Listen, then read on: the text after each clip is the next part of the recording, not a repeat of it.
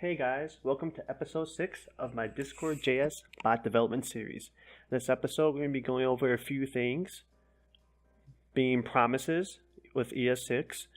We're going to go over rich embeds in Discord.js, as well as using different REST APIs, such as the dog API and cat API. Dog will return different images of dogs, and the cat API will return different images of cats. And we're going to build two different commands with that, one being doggo for dogs and one being meow for cats. So we're going to start talking about promises a bit, since that's what we're mainly going to be using with these two commands that we'll be creating. And a promise is kind of like what it sounds. It's an IOU. You promise your friend that you'll give them $5 next week. And with that promise, it's going to expect something to happen if you give your friend $5 next week or not. So the basic one is just like this. It runs the function, this is the promise, and that then is what is expected to happen once that promise is fulfilled. And you can also catch errors with that too. So that catch you can assign here. So what happens if you don't give your friend $5, then we'll catch it, and that's what happens if you don't give your friend $5. And if you scroll down more here, you can see the thing here. So if the age is less than 18, it'll resolve, and it'll reject, and it can't serve you alcohol. But here it will resolve. So if it's greater than 18, then you can be served alcohol. So similar to what I was just saying, where you can kind of catch the error, you'll do that here with reject the catch the error when building your own promise. But not only are we going to be using promises, but we're going to be using async await. This is relatively new in node.js. I think it was like ECSMA 15 or 16 when it was introduced. And basically, when you make it asynchronous, it kind of really helps to clean up and simplify your code. So instead of doing something like this, which is referred to callback hell, you can do this instead. And here, await will wait until the function is completed. There will be a callback in the function. Then it will move on to the next one, and then the next one, and then return the last one. This would be like when everything is completed. And then .then here will print the value of D since you returned D.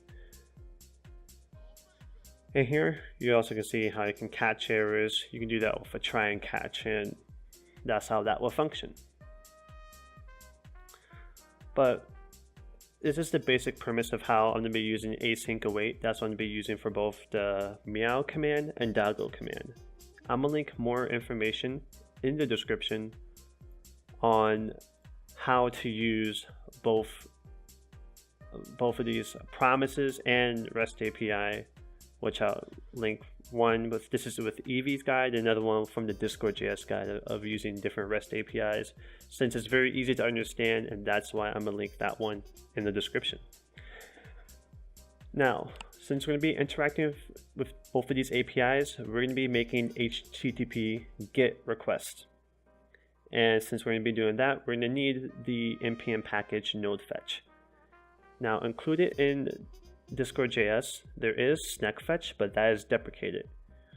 So since it's deprecated, it's best to stay up to date with what's not deprecated and what's working well. Hence why we're going to be using node fetch. It's lightweight, and it's similar to using window.fetch in vanilla JavaScript versus using something like node fetch. So that's what we're going to be using here to make a GET request to the API here, and then from there. So first we're going to start off building the meow command. So also, I fixed the issue that I was having in the previous episode regarding getting the bot token from the env file. I first had to load in the token, and then I had to instantiate the client. Before I did this, and as you know, in code, it's going to run through each of the line in the code, and it will just stop if something broke. And if you don't handle that error, then you won't know what's going on. So here, instantiate the client first and log in the bot. But I can't log in the bot if it doesn't know where to get the token from. So that's why I had to require it here, then instantiate the client. But that's what I just wanted to mention here. Anyways, on to the meow command. So I'm going to require two different things here. First, we're going to go ahead and grab rich embed from discord.js. And this is another way to get it. You can either just do this discord, and then below you can just require discord.richembed. You can do new discord.richembed, or you can do rich embed and just do new rich embed. And doing it this way, you only require what you want to actually use. And I find this to be kind of useful, since you might not want to use everything. We want to use certain things like rich embed or message collector or version whatsoever. But that's what I'm doing here. And then I'm going to talk about rich embeds in just a moment. But next we're just going to get fetch from the node fetch package. Then we're going to go ahead and start building the command. Exports.run. So when you exports.run, and then make sure this has to be async. So to use await, you have to make sure that in the scope, the function scope, the function is async. So that's why we're doing async, and then pass through the parameters. If you remember from the command handler video, you'll know why I'm using client message args. And then help to get the command name. So that's what you'll start off with doing. Now here specifically, I'm going to just console.log the file URL just to show you guys that it works. So here,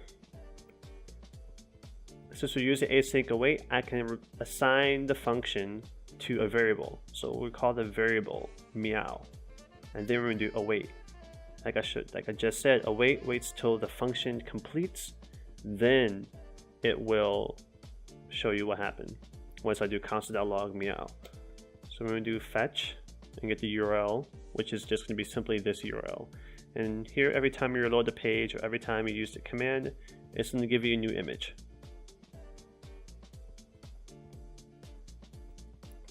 So we're going to fetch this. Then we're going to have to do two more things.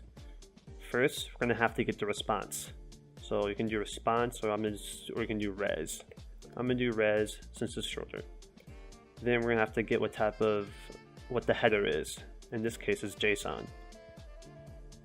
Then you can get the specific element from this specific property from the JSON, or object, or JSON here is file.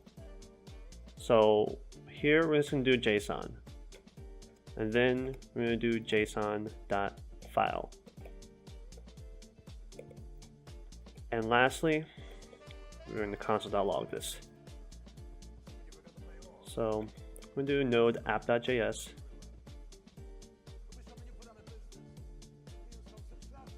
Did I forget to install node fetch?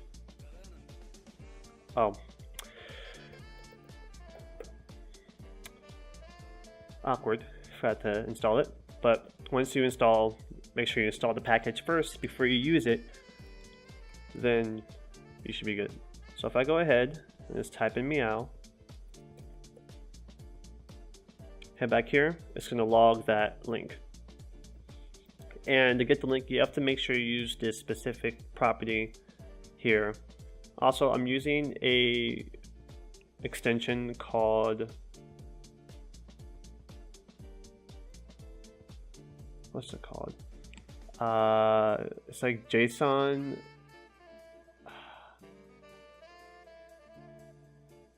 I completely forgot the name of the extension. I'm using an extension just so it kind of like beautifies or formats JSON request better, so I can kind of easily see what's going on.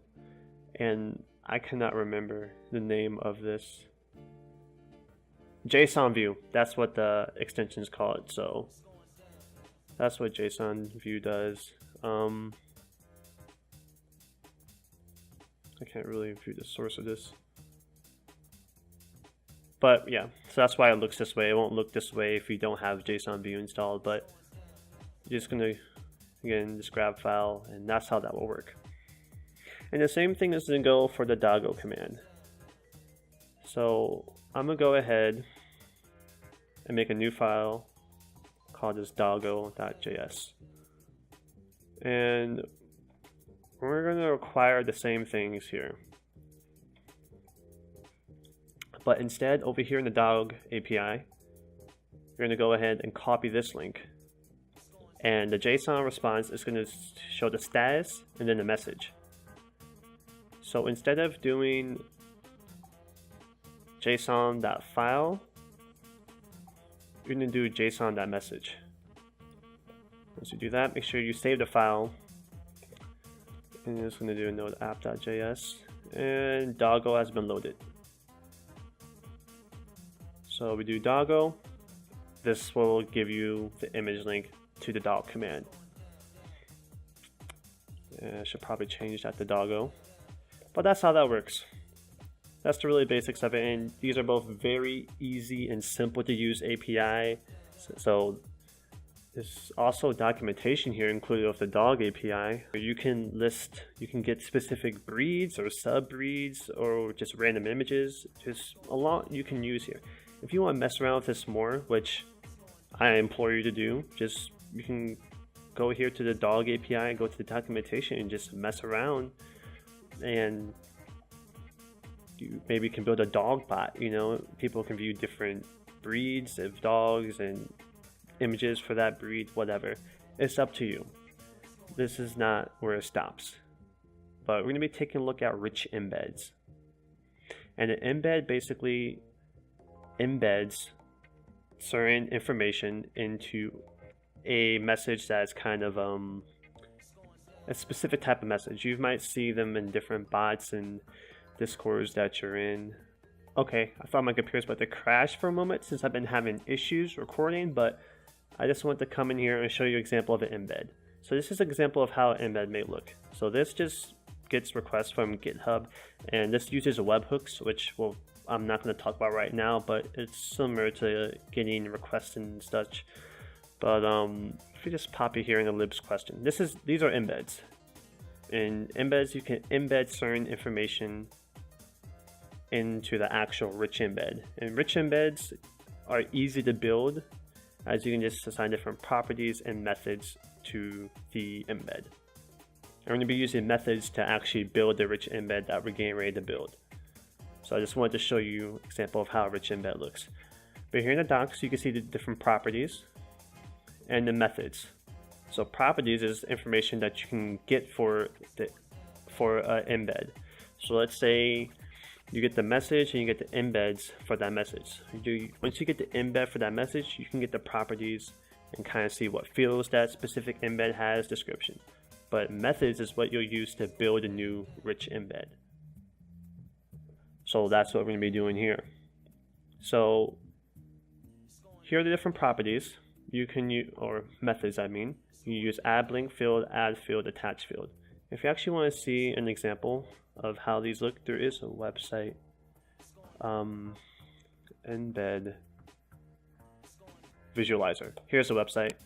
So this is a great website, which I'll link in the description as well. Now this uses raw embed, not rich embeds, but still you can kind of see how it looks. So how the actual embed looks.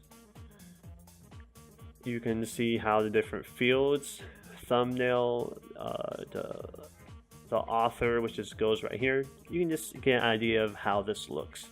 So again, I'll link down in the description so you can get an idea of how these embeds will look. But we're using rich embeds here. This is not rich embed, but you'll see now. I'll stop talking. So here in the meow command, we're going to go ahead and start building the rich embed.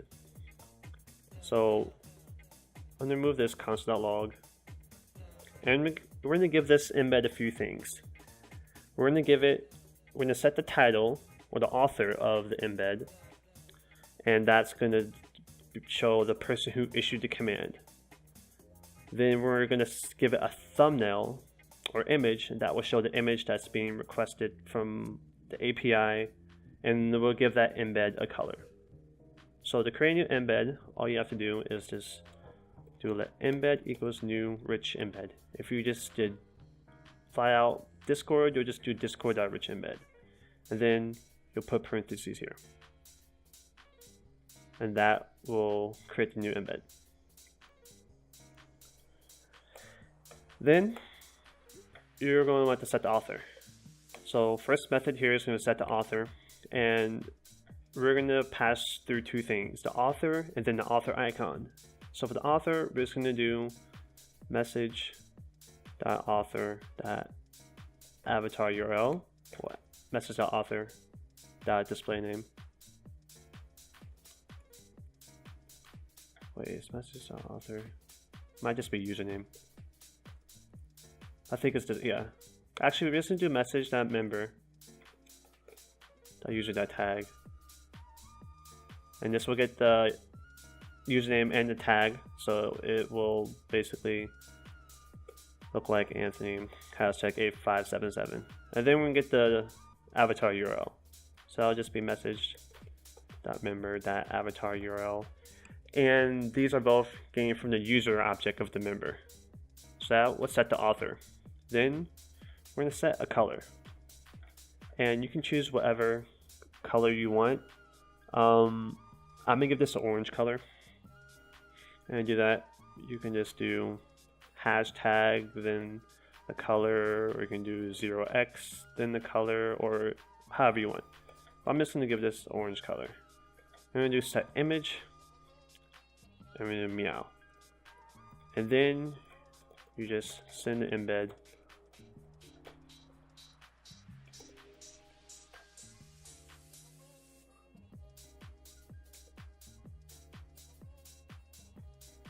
And just like that, well, that's how you can build a simple meow command. And get all the cats you want. So if you guys love cats, I love cats. Not as much as I love dogs, but this is how you can use the meow. And we're gonna do the similar thing for the doggo command. So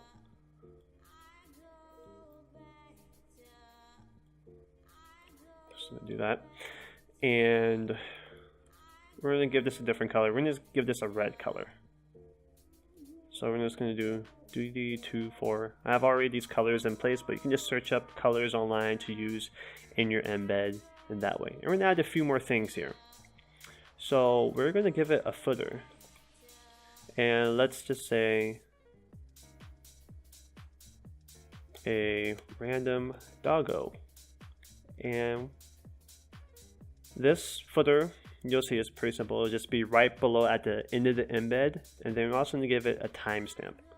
And you can just do this for the timestamp. You can also put data here in the timestamp if you want to. It takes a date object. So if you want to format the timestamp in a certain way, you can do that here just by inputting what you want here in the timestamp. So I'm going to go ahead, run the doggo command. And right here, as you see in the footer, random doggo, and it's not showing my image here actually. Let me fix that. User. Right, so this has to be the user object, that's why it's not working.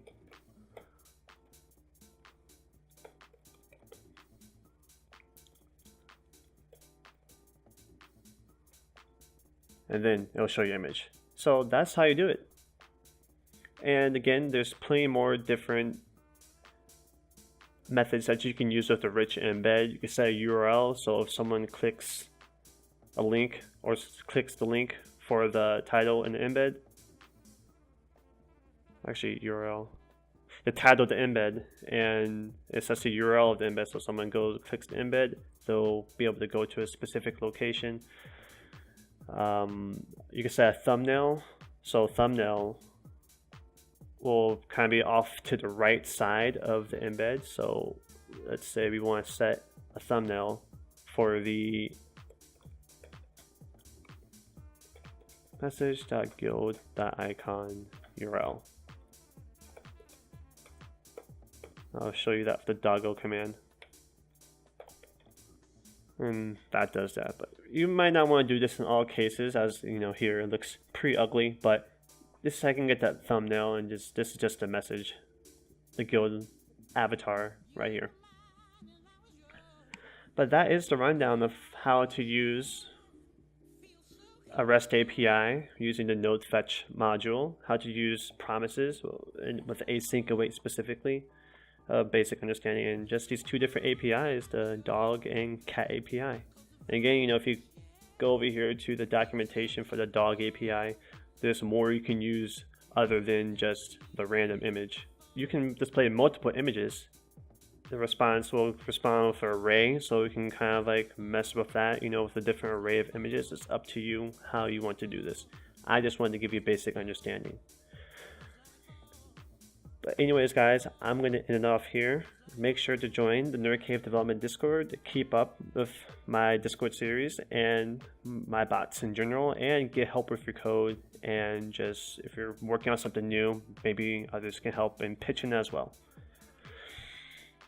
Anyways, guys, I hope you all take care, and I will see you in the next one.